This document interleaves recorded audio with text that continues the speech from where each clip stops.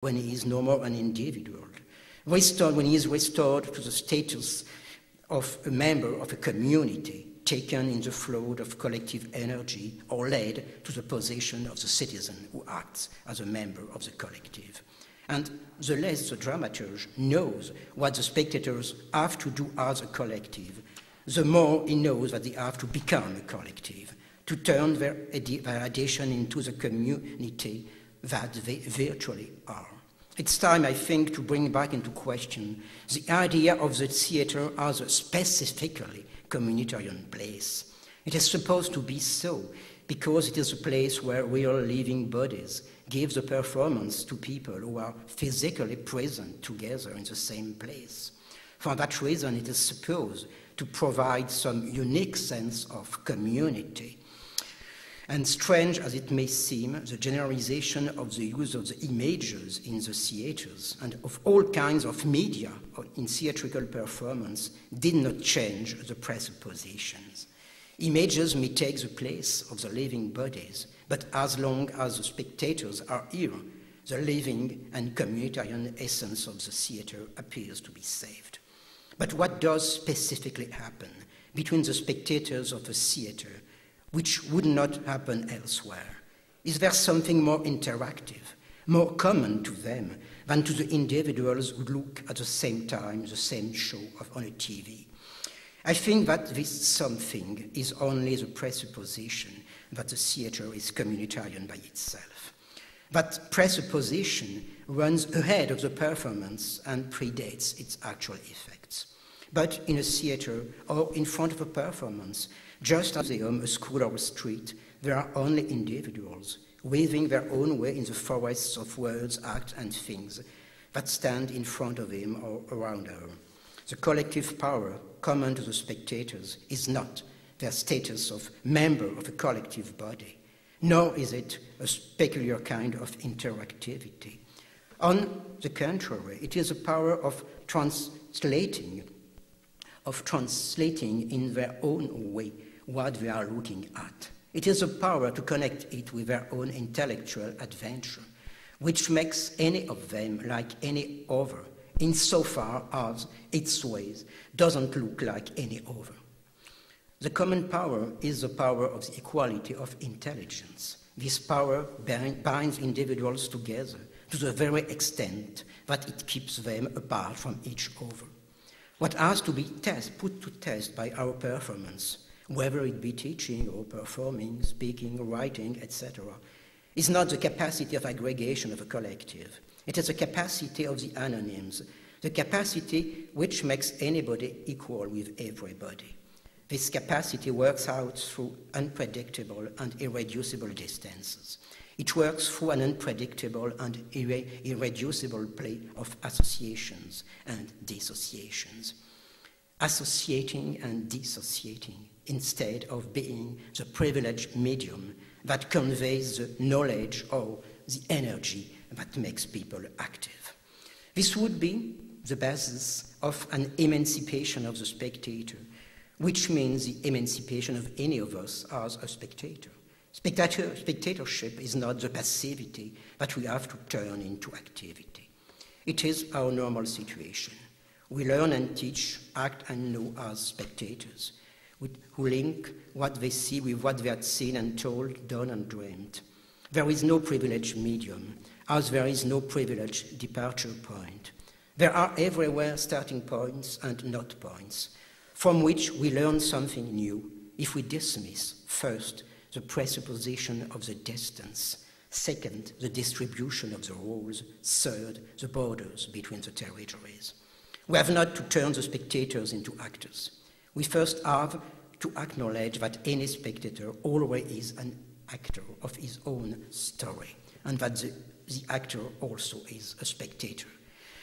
We have not to turn the ignorant into learned persons, or, according to a mere scheme of overturn, make the student or the ignorant the master of his masters. Let me make here a little detour through my own political and academic experience. I belong to a generation which was poised between two competing statements. There was a statement that those who had the intelligence of the social system had to teach it to those who had to act in order to upset it. And there was a statement that the supposed learned persons, in fact, were ignorant persons who did not know anything of what exploitation and rebellion were, and that they had to become the students of the so-called ignorance. Therefore, I've tried first to re-elaborate Marxist theory in order to give its theoretical weapons to revolutionary movement, then to learn from those who worked in the factories what exploitation and rebellion meant.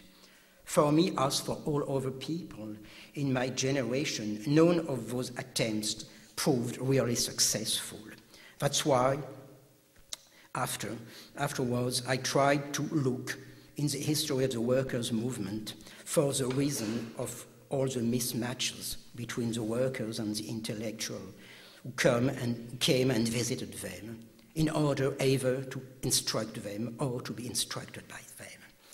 I was lucky enough in my research to find out that it was not a matter of relationship between knowledge and ignorance, just as it was not a matter of relationship between knowing and acting, activity and passivity, individuality and community, etc., etc.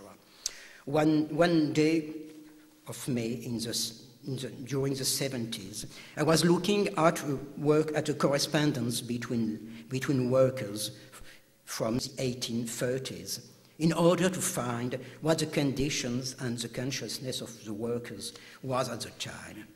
And I found out something quite different. The adventures of two visitors. One of the two correspondents had just been introduced. It was in the early 1830s, had just been introduced into the utopian community of the Saint-Simonians. And he told his friend the schedule of his days in utopia: works, exercise, games, choirs, and stories.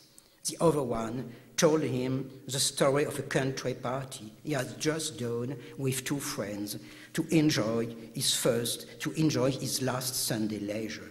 But precisely, it was not the Sunday leisure of the worker who restores his physical and moral forces. It was a breakthrough into another leisure, the leisure opposed to work, the leisure of the estates who enjoy the forms and lights, the size and shades of nature.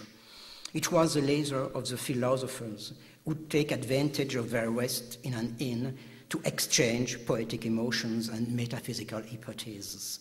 It was the leisure of the apostles who undertook to communicate their fate to the chance companions upon which they stumbled in the inn. So the workers who were supposed to provide me first-hand information about the conditions of labor and forms of consciousness of the working class provided something very different, a sense of likeness, which meant a sense of equality. They too were spectators and visitors among their own social class, and their activity as propagandists could not be disconnected from their passivity as mere strollers and contemplators. Precisely what their story witnessed was a reframing of the relationship between acting, seeing, and saying. By becoming spectators, they were subverting the partition of the sensible, what had it that they who work have no time to stroll and look at random. This was what emancipation means, the blurring of the opposition between acting and looking, between they who look and they who act. So what they provided first was a sense of break and dissociation. It was a reconfiguration of the partition of time and space. Workers' emancipation was not about acquiring the knowledge of the workers' condition. It was about configuring a time and a space that would invalidate the old partition of the sensible, dooming the workers to do nothing of their night other than sleeping in order to restore their forces and work again the next day. That's why